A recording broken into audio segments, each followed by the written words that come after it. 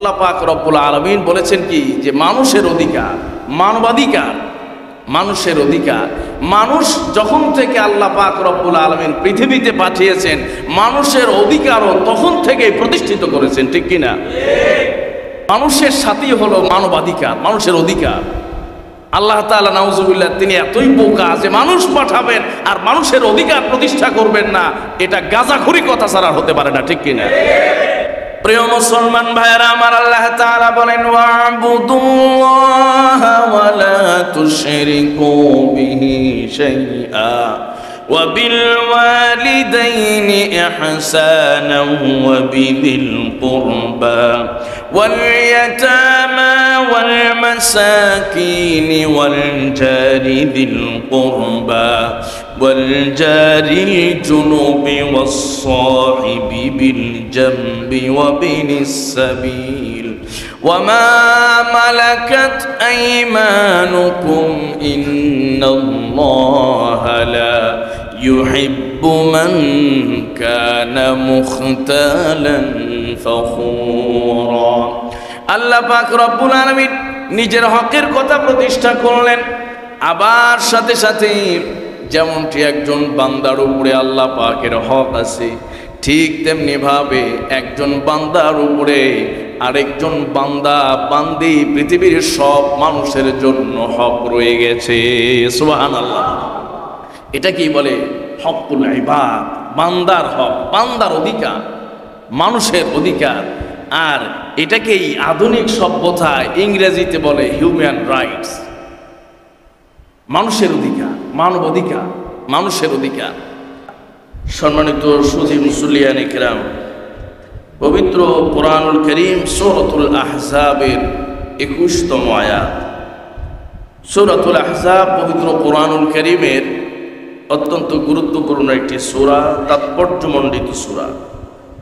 আর সূরাতুল আহজাবের এই 21 নম্বর আয়াত অত্যন্ত প্রসিদ্ধ এবং গুরুত্বপূর্ণ আয়াত। সেই আয়াত এবং সাথে সাথে সূরাতুন নিসা, আল্লাহ পাক রব্বুল আলামিন পৃথিবীর এই নারী জাতিকে উপলক্ষ করে যে সূরা নাজিল করেছেন, সূরায়ে নিসা, সেই সূরার নিসার 36 নম্বর আয়াত। এই দুটি আয়াত এবং অনেকগুলো হাদিস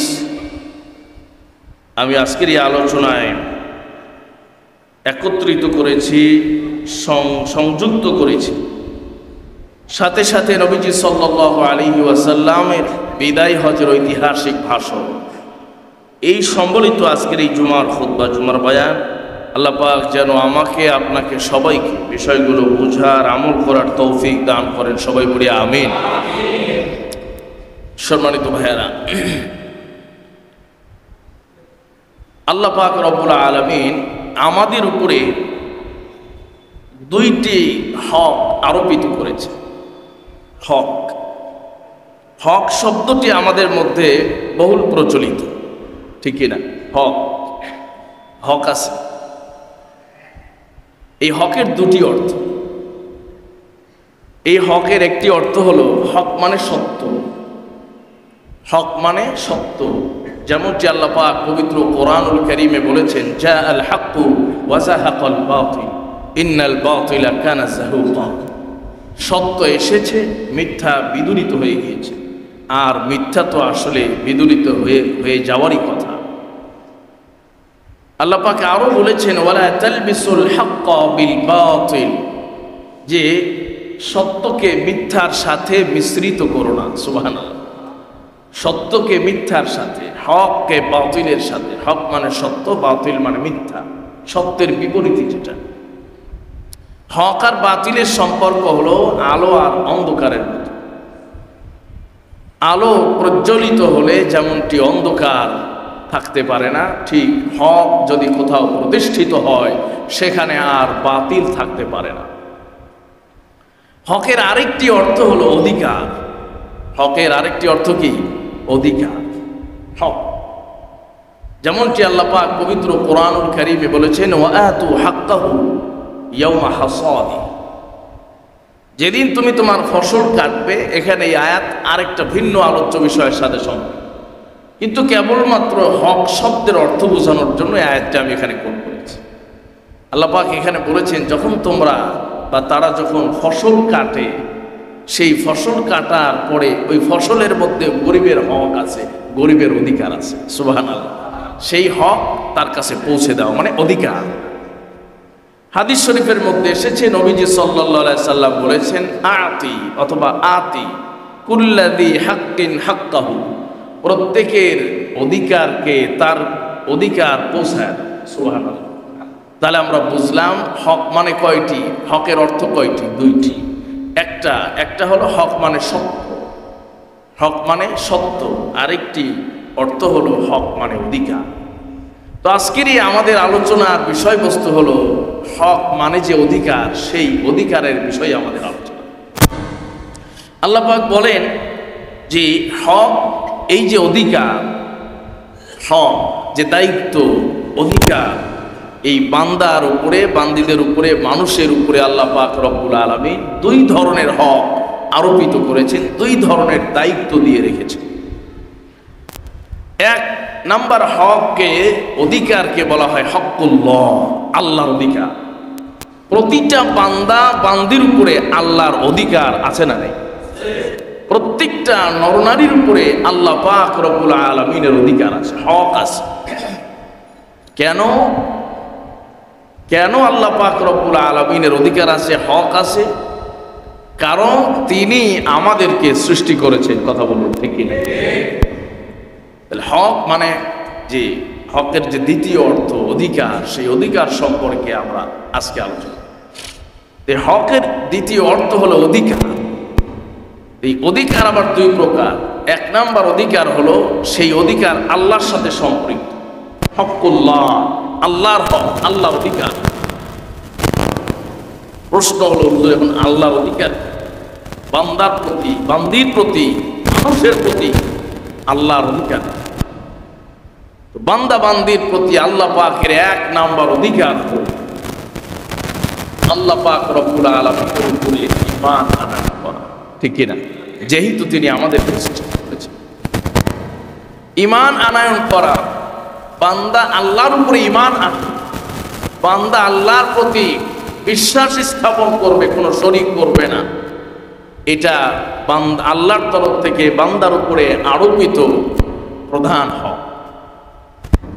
এই ঈমানের গণ্ডিতে, এই ঈমানের সাথে সম্পৃক্ত অসংখ্য হক আল্লাহর সাথে সম্পৃক্ত হয়ে যায়। ঈমান আনার সাথে সাথেই বান্দার উপরে আরেকটি হক আরোপিত হয়।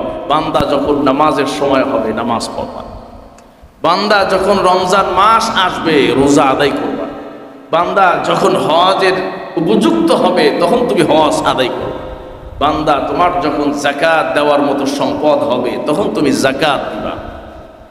এইভাবে অসংখ্য হক আল্লাহর সাথে সম্পৃক্ত, যেটাকে আমরা হুকুকুল্লাহ বা হকুল্লাহ বলতে পারি বা বলা হয়, সেই আল্লাহর সাথে সম্পৃক্ত হক বান্দার উপরে প্রমাণিত। যেমনটি আল্লাহ তাআলা বলেছেন, ওয়া'বুদুল্লাহা ওয়া লা তুশরিকু বিহি শাইআ, ওয়া'বুদুল্লাহা ওয়া লা তুশরিকু বিহি শাইআ ওয়া বিল ওয়ালিদাইনি ইহসানা وبذي القربى واليتامى والمساكين والجار ذي القربى والجار الجنب والصاحب بالجنب وابن السبيل وما ملكت أيمانكم إن الله لا يحب من كان مختالا فخورا। আল্লাহ পাক রব্বুল আলামিন যেহেতু আমাদেরকে সৃষ্টি করেছেন, এই জন্য তার তরফ থেকে আমাদের উপরে প্রধানতম হক হলো একদম কোনো ধরনের শিরিক ছাড়া, কোনো ধরনের অংশীদারিত্ব ছাড়া কেবলমাত্র আল্লাহ পাক রব্বুল আলামিনের উপরে ঈমান আনয়ন করতে হবে। এবং যাবতীয় ইবাদত কেবলমাত্র হবে কার জন্য? আল্লাহ বলেন, ওয়া'বুদুল্লাহ, আল্লাহর জন্য ইবাদত করো, আল্লাহর ইবাদত করো। ওয়ালা তুশরিকু বিহি শাইআ, আর আল্লাহর সঙ্গে কাউকে শরীক করো না। আল্লাহ পাক রব্বুল আলামিন এই আয়াতে কারিমায় যেমনটা নিজের হকের কথা বলেছেন, বান্দার প্রতি নিজের যে অধিকার সেই অধিকারের কথা বলেছেন। প্রশ্ন যদি করেন হুজুর, বান্দা আল্লাহ পাক রব্বুল আলামিনের গোলামি কেন করবে? আগেই বলেছি যেহেতু তিনি আমাদেরকে সৃষ্টি করেছেন, যদি মা বাবা জন্ম দেওয়ার কারণে মা বাবার প্রতি সন্তানের দায়িত্ব আছে না নাই? যদি মা বাবা জন্ম দেওয়ার কারণে সন্তানের দায়িত্ব থাকে, মা বাবার যদি হক থাকে, যদি কোম্পানি আপনাকে চাকরি দেওয়ার কারণে ওই কোম্পানির আপনার উপরে হক থাকে, অধিকার থাকে, যদি কেউ ইহসান করে, অনুগ্রহ করে, আর আপনার উপরে ইহসান করার কারণে তার যদি হক থাকে, শুধুমাত্র এই সব বিষয় নয়, যদি বৈষয়িক বিষয়গুলো যদি আপনি একটু চিন্তা করেন, এখন তো আধুনিক জামানায় এই যে মোবাইল কোম্পানি আছে, কম্পিউটারের কোম্পানি আছে, এই প্রত্যেকটা ইলেকট্রনিক্স ডিভাইসের মধ্যে এমন এমন প্রযুক্তির সাহায্যে আপনি ইউজ করার পরেও, আপনি টাকা দিয়ে কেনার পরেও, এরপরেও সকল নিয়ন্ত্রণ তাদের হাতে রয়ে থাকে। সুবহানাল্লাহ। আপনি টাকা দিয়ে কিনছেন, আপনার উপার্জিত টাকা, আমার উপার্জিত টাকা, এরপরেও চাইলেই যে কোনো সময় আপনার ডিভাইসটা তিনি বন্ধ, এই কোম্পানি বন্ধ করে দিতে পারে, ঠিক কিনা? কারণ এই কোম্পানি সৃষ্টি করেছে, এই ডিভাইসকে বানাইছে, কোনো সময় যদি তারা ইচ্ছা করে বন্ধ করে দিতে পারে। তো যে একটা ডিভাইস কোম্পানি বানানোর কারণে, আবিষ্কার করার কারণে এই ডিভাইস আপনি টাকা দিয়ে কেনার পরেও, কি আশ্চর্য ব্যাপার, আপনি ইউজ করছেন, এরপরেও এর নিয়ন্ত্রণ কোম্পানির হাতে থাকে। যদি দুনিয়ার এই সামান্য একটা বস্তুর ব্যাপারে যদি এমন হয়, তাহলে যে মালিক আমাকে আর আপনাকে সৃষ্টি করলেন, তাহলে আমি আর আপনি তার গোলামি করব না, এর পেছনে কোনো যৌক্তিকতা থাকতে পারে না। কথা বলুন, ঠিক কি?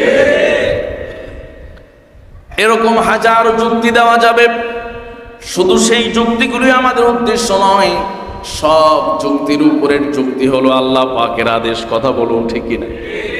সব যুক্তি উপরের কথা হলো আল্লাহ পাকের আদেশ। বাস, আল্লাহ তাআলার আদেশের সামনে আর কোনো যুক্তি নাই, কোনো তর্ক নাই, কোনো প্রশ্ন নাই, কোনো কথা নাই। সম্মানিত ভাইয়েরা, এই জন্যই ইসলাম শব্দের আসল অর্থ যেটা, আল ইসলাম শব্দের অর্থ কিন্তু আত্মসমর্পণ করা। কথা বলো, ঠিক কিনা? আমরা কিন্তু জানি যে ইসলাম শব্দের অর্থ হলো শান্তি। মৌলিকভাবে ইসলাম, আল ইসলাম শব্দের অর্থ কিন্তু শান্তি নয়। আল ইসলাম শব্দের অর্থ হলো আত্মসমর্পণ করা। তবে এই আল ইসলাম শব্দের মধ্যে শান্তির অর্থ নিহিত, কারণ বান্দা যখন আল্লাহর কাছে আত্মসমর্পণ করে, দুনিয়াতেও শান্তি, আখেরাতেও শান্তি আছে না নাই? আর এই যে আল ইসলাম শব্দ লিখতে 3টি অক্ষর লাগে, সিন, লাম, মিম। এই 3টি অক্ষরের মূলেই রয়েছে সিলমুন। সেই সিলমুন মানে হলো শান্তি। এই জন্য কেউ যদি আল ইসলাম করে, তখন সে সিলমুন প্রাপ্ত হয়। সুবহানাল্লাহ বলেন। যদি কেউ আল ইসলাম ধারণ করে, তখন এর ভেতরে থাকা যে গুণাগুণ, যে বৈশিষ্ট্য, যেই ওয়াদা, সেটি আল্লাহ পাক রব্বুল আলামিন দান করে দেন। প্রিয় মুসলমান ভাইয়েরা আমার, আল্লাহ তাআলা বলেন, ওয়া'বুদুল্লাহা ওয়া লা তুশরিকু বিহি শাইআ وبالوالدين إحسانا وبذي القربى واليتامى والمساكين والجار ذي القربى والجار الجنب والصاحب بالجنب وابن السبيل وما ملكت أيمانكم إن الله لا يحب من كان مختالا فخورا। আল্লাহ পাক রব্বুল আলামিন নিজের হকের কথা প্রতিষ্ঠা করলেন, আবার সাথে সাথে যেমনটি একজন বান্দার উপরে আল্লাহ পাকের হক আছে, ঠিক তেমনি ভাবে একজন বান্দার উপরে আরেকজন বান্দা বান্দি পৃথিবীর সব মানুষের জন্য হক রয়ে গেছে। সুবহানাল্লাহ। এটা কি বলে? হকুল ইবাদ। বান্দার হক, বান্দার অধিকার, মানুষের অধিকার। আর এটাকেই আধুনিক সভ্যতায় ইংরেজিতে বলে হিউম্যান রাইটস। মানুষের অধিকার, মানব অধিকার, মানুষের অধিকার। আমরা কোরআন হাদিসের আলোকে বলি, এই জন্য মানুষ, এক শ্রেণীর মানুষ খেতে চায় না। হুজুররা তো কোরআনের শব্দে বলে, হাদিসের শব্দে বলে। আপনারাই বলেন যে আসলে আমেরিকার আবিষ্কার আগে হয়েছে নাকি মদিনার আবিষ্কার আগে হয়েছে? আমেরিকার অস্তিত্বের বয়স কত? হয়তো 500 বছর বা এরকম অল্প। আর মদিনার আর এই আরবি ভাষা, কোরআনের ভাষা হলো জান্নাতি ভাষা। আমরা কোরআন থেকে বলি, হাদিস থেকে বলি, ইসলামের আলোকে বলি, শরিয়ার আলোকে বলি। এই জন্য অনেকের কাছে এটা বোধগম্য হয় না, সম্মানিত ভাইয়েরা। এই জন্য এক শ্রেণীর মানুষ আছে ইংরেজি দিয়ে বললে আবার তাদের কাছে খুব ভালো লাগে। এটা আমাদের একটা দুর্বলতা, আমাদের একটা রোগ হয়ে গেছে। হ্যাঁ, যাই হোক, ওদিকে যাব না। যেটা বলবো সেটি হল আল্লাহ পাক রব্বুল আলামিন বলেছেন কি, যে মানুষের অধিকার, মানবাধিকার, মানুষের অধিকার। মানুষ যখন থেকে আল্লাহ পাক রব্বুল আলামিন পৃথিবীতে পাঠিয়েছেন, মানুষের অধিকারও তখন থেকেই প্রতিষ্ঠিত করেছেন, ঠিক কিনা? ওই যে আরবিতে একটা প্রবাদ আছে, যা আল বারদু আল জুব্বাত। কম্বল কি মানুষ শীতকালে পরে, শীতকালে গায়ে দেয় না গরমকালে গায়ে দেয়? শীতকালে গায়ে দেয়, ঠিক কিনা? শীতের সাথে কম্বলের সম্পর্ক। শীতও শেষ, কম্বলও মানুষ আলমারিতে উঠায় রাখে। তো মানুষের সাথেই হলো মানবাধিকার, মানুষের অধিকার। আল্লাহ তাআলা নাউজুবিল্লাহ, তিনি এতই বোকা যে মানুষ পাঠাবেন আর মানুষের অধিকার প্রতিষ্ঠা করবেন না, এটা গাঁজাখুরি কথা ছাড়া হতে পারে না, ঠিক কিনা? আল্লাহ যেদিন থেকে মানুষ পাঠিয়েছেন, আগে মানুষের অধিকারকে প্রতিষ্ঠা করেছেন, মানুষের অধিকার সম্পর্কে জানিয়েছেন, বুঝিয়েছেন। এরপরে তিনি মানুষকে দুনিয়াতে পাঠিয়েছেন। আর সেই মানুষগুলো এমন মানুষ পাঠাইছেন যারা এই পৃথিবীতে মানুষের অধিকার প্রতিষ্ঠা করবে। সুবহানাল্লাহ। কোন নবী রাসূল এমন নাই যারা মানুষের অধিকারকে ক্ষুণ্ণ করেছেন, বরং প্রত্যেকেই তারা মানুষের অধিকারকে প্রতিষ্ঠা করেছেন, মানুষের অধিকার প্রতিষ্ঠার কথা বলেছেন। প্রত্যেকটা জামানায় মানুষের অধিকার বুলণ্ঠিত হয়েছে, সেই বুলণ্ঠিত মানব অধিকারকে আম্বিয়ায়ে কেরাম প্রতিষ্ঠিত করেছেন। সুবহানাল্লাহ। এই জন্য কোরআন, হাদিস এবং শরিয়া বলছে হকুল ইবাদ, হুকুকুল ইবাদ, বান্দার হক, মানুষের হক, মানুষের অধিকার। আর এটাকেই আমেরিকাওয়ালারা বলছে হিউম্যান রাইট, মানুষের অধিকার। কোরআনেরটা আমাদের ভালো লাগে না, কিন্তু আমরা আমেরিকারটা গ্রহণ করার জন্য পাগল হয়ে আছি। কথা বলুন, ঠিক কিনা? কিন্তু আমেরিকা প্রত্যেকটা জিনিসই, আমি অনেক সময় বলি, প্রত্যেকটা জিনিসই এরা ওই মদের বোতলে, বিষের বোতলে উপরে মধুর লেবেল লাগানোর মতো করে আমাদের কাছে সার্ভ করে। বোতলের ভেতরে আছে বিষ, কিন্তু উপরে যে প্যাকেটিং করা হয়, লেবেল লাগানো হয়, সেখানে লাগিয়ে দেওয়া হয় খাঁটি মধু, কিন্তু আসে হলো বিষ। শব্দ কত চমৎকার! হিউম্যান রাইটস, মানুষের অধিকার, মানবতার অধিকার। এর চেয়ে চমৎকার শব্দ কি আর হতে পারে?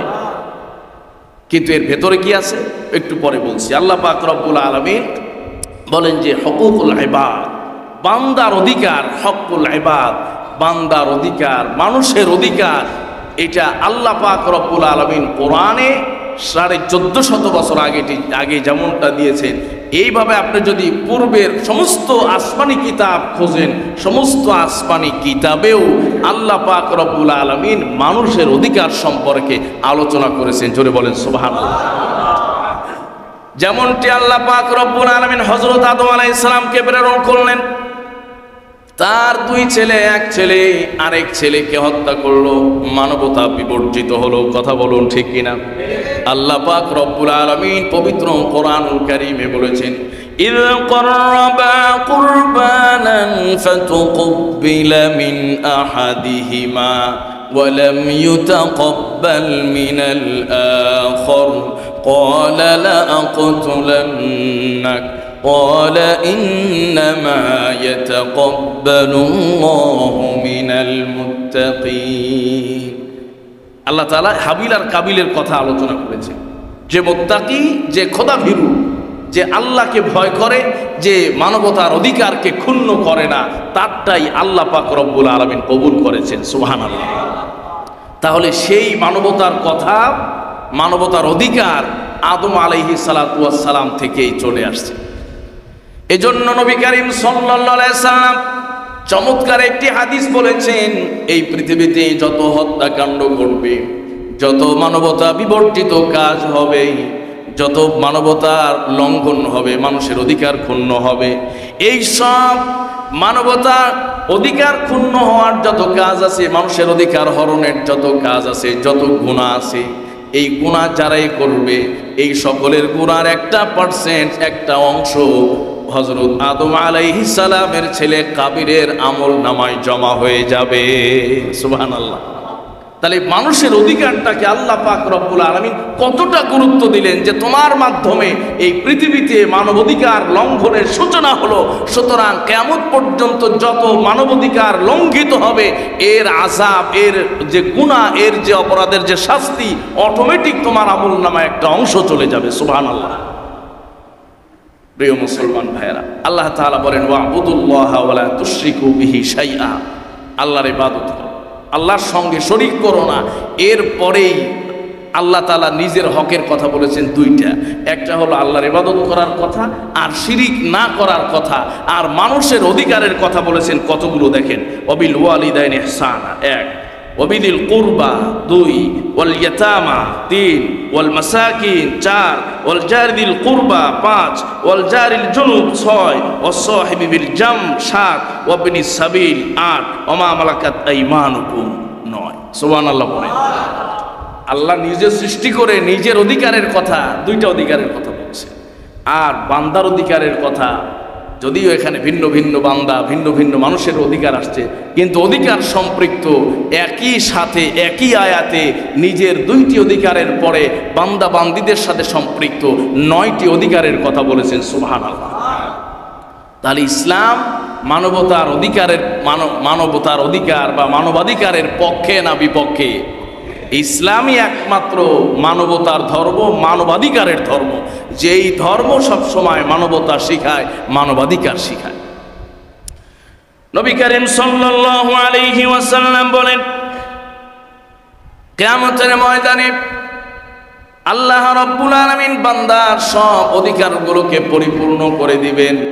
যেমন বান্দা যদি দুনিয়ার জীবনে কোনো অধিকার থেকে বঞ্চিত হয়, কোনো হক যদি বান্দা বঞ্চিত হয়, কোনো হক থেকে যদি বান্দা বঞ্চিত হয়, কিয়ামতের ময়দানে আল্লাহ পাক রব্বুল আলামিন ওই বান্দার যে অধিকারগুলো থেকে তিনি বঞ্চিত হয়েছেন সমস্ত অধিকারগুলোকে কিয়ামতের দিন তিনি প্রতিষ্ঠা করে দিবেন। সুবহানাল্লাহ।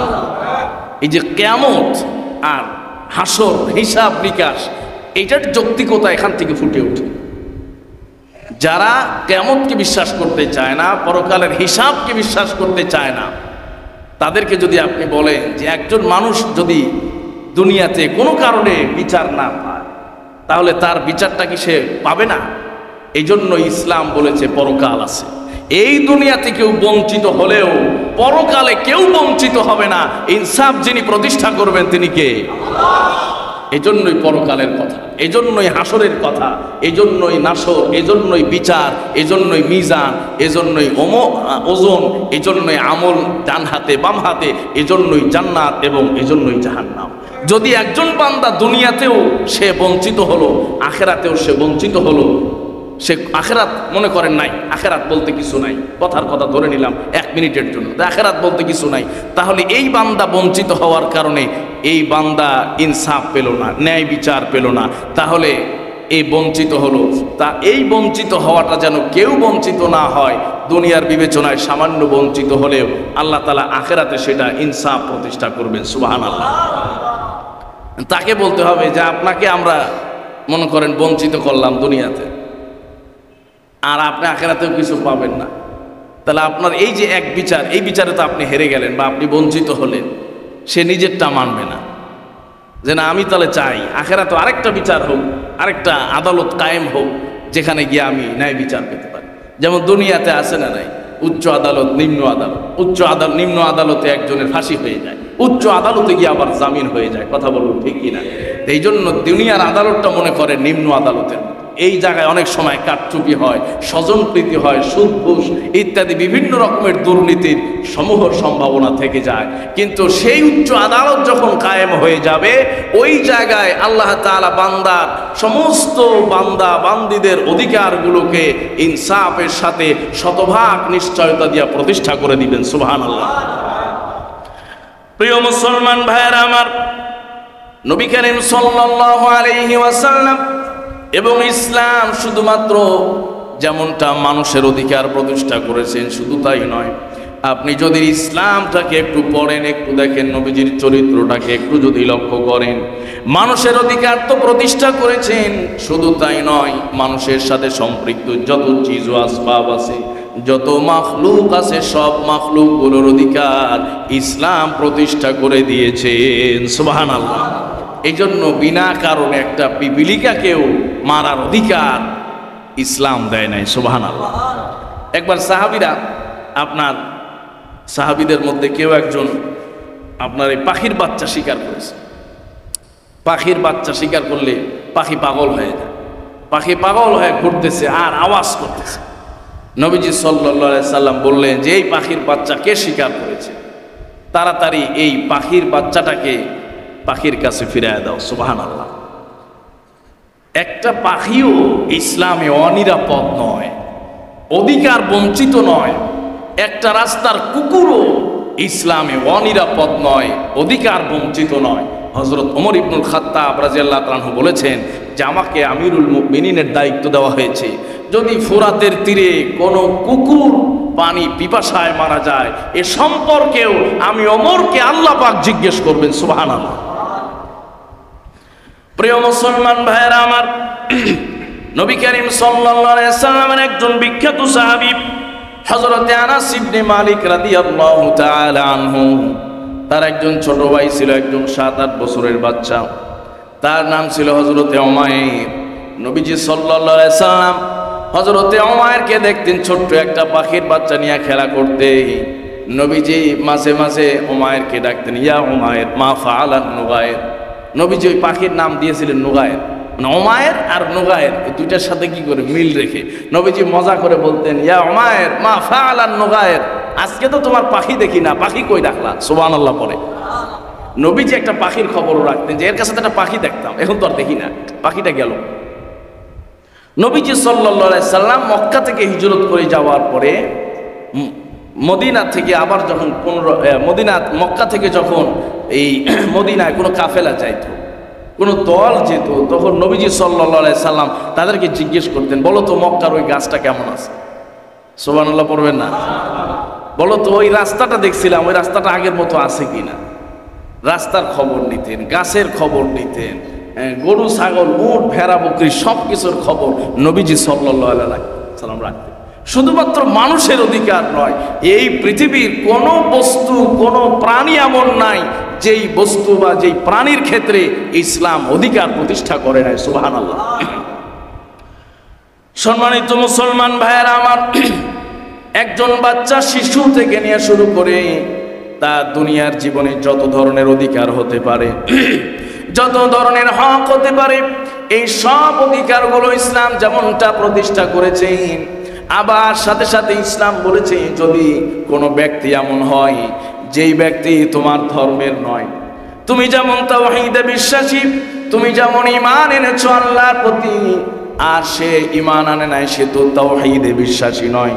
এরপরে নবীজি সাল্লাল্লাহু আলাইহি সাল্লাম বলেছেন, যদি কোনো মুসলিম বান্দাকে কেউ যদি হয়রানি করে, কেউ যদি কোনো অমুসলিমকে বঞ্চিত করে, কেউ যদি কোনো অমুসলিমের হক নষ্ট করে, নবীজি কত ভয়ঙ্কর কত কঠিন কথা বলেছেন কিয়ামতের ময়দানে যখন আল্লাহ পাক রব্বুল আলামিন বিচারের মাঠে আদালত তৈরি করবেন, ওই সময় আমি আমার উম্মতের পক্ষে যাব না, বরং আমি একজন অমুসলিম, একজন কাফের যে দুনিয়াতে বঞ্চিত হয়েছে তার পক্ষ হয়ে আমি নবী নিজে আল্লাহর কাছে বিচার দায়ের করব। সুবহানাল্লাহ।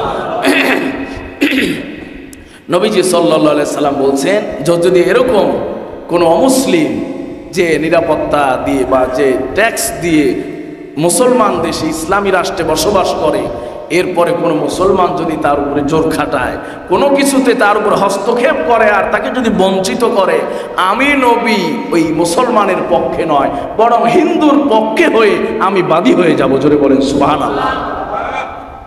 নবীজি সাল্লাল্লাহু আলাইহি সাল্লাম এইভাবে ইসলামে অধিকার প্রতিষ্ঠা করেছেন, অধিকারের কথা বলেছেন। ইসলাম এবং মুসলমানেরাই হলো সবচেয়ে অধিকার সচেতন একটা জাতি। সুবহানাল্লাহ পড়ে। সম্মানিত ভাইরা, এই জন্য ইসলামে মুসলমানদের কাছে কোনো ব্যক্তি, কোনো নারী, কোনো পুরুষ, এমনকি কোনো মাখলুকও অনিরাপদ থাকতে পারে না।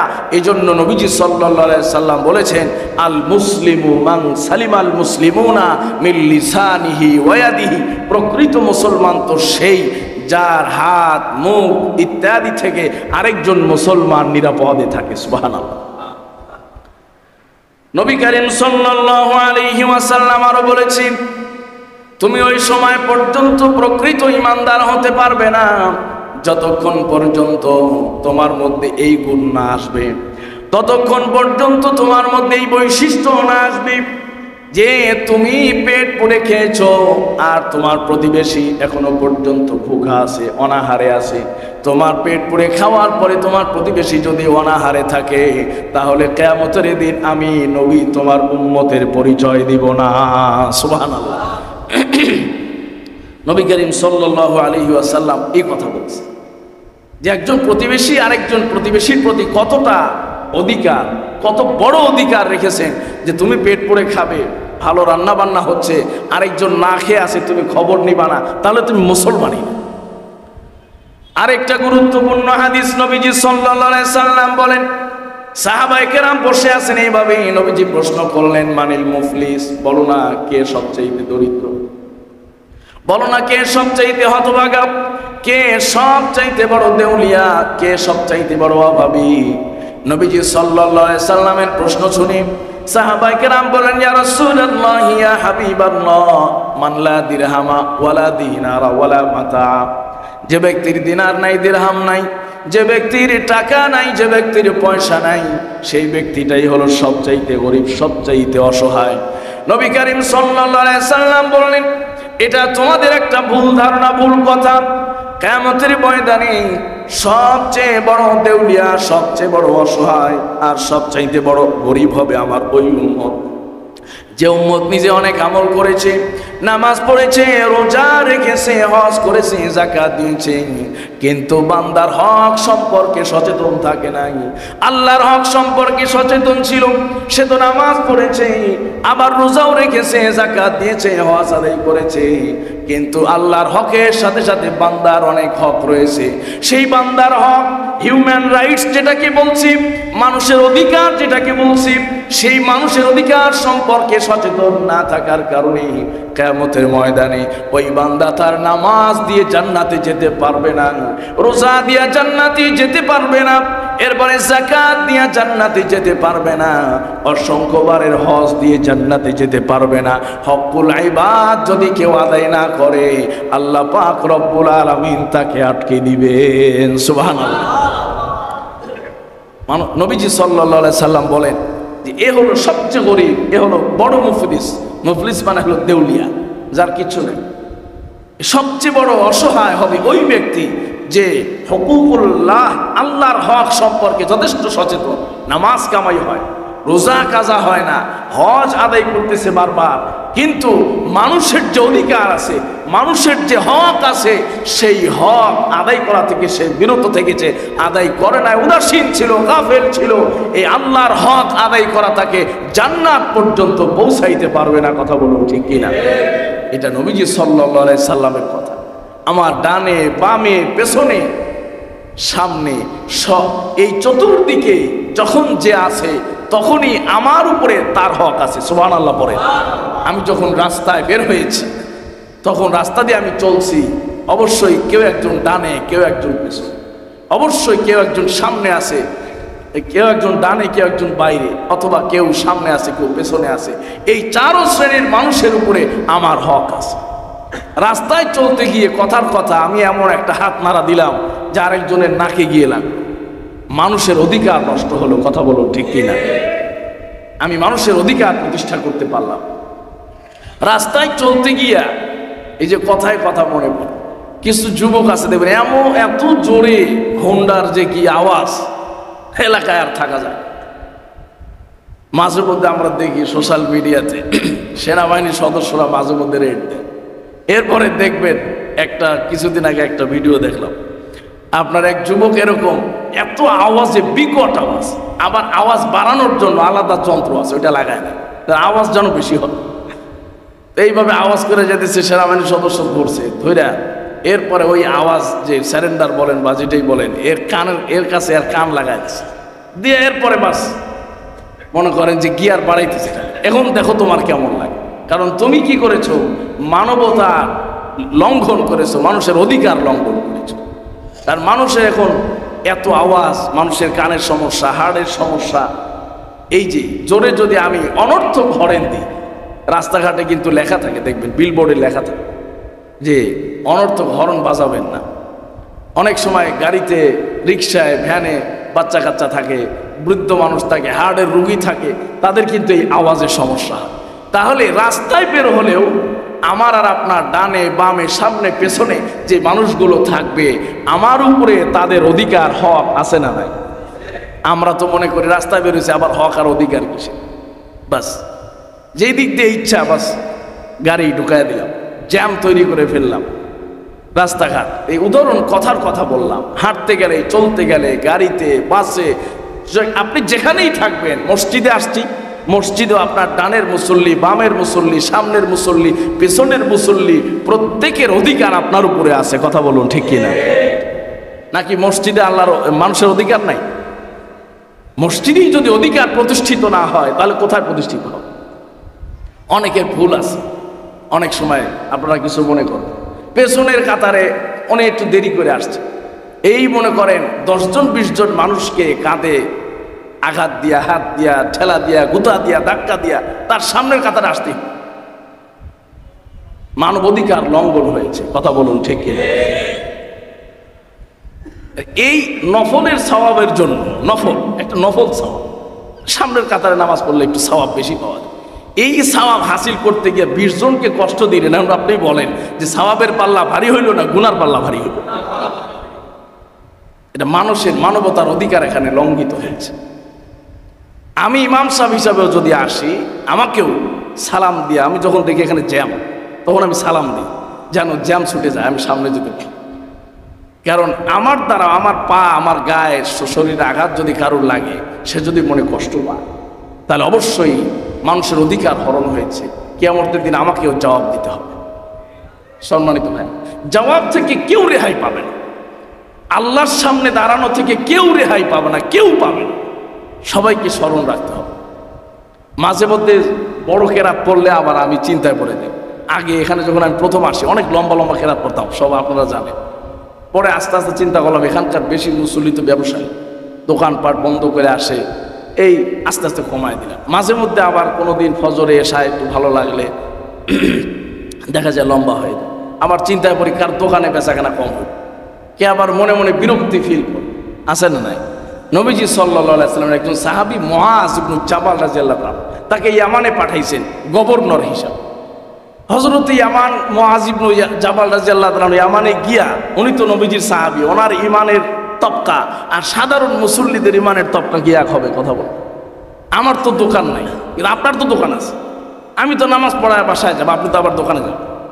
সুতরাং আমার নিজের চিন্তা করলে হবে না, আপনার দোকানদারির চিন্তা করতে হবে। হযরত মুআজ ইবনে জাবাল গিয়া নামাজ পড়ানো শুরু করছেন, আল্লাহর রহমতে লম্বা লম্বা কেরাত। ইশার নামাজে মনে করেন প্রথম রাকাতে সূরা বাকারা, দ্বিতীয় রাকাতে সূরা আলে ইমরান। কয়েকদিন পরে মুসল্লিরা রীতিমতো বিরক্ত।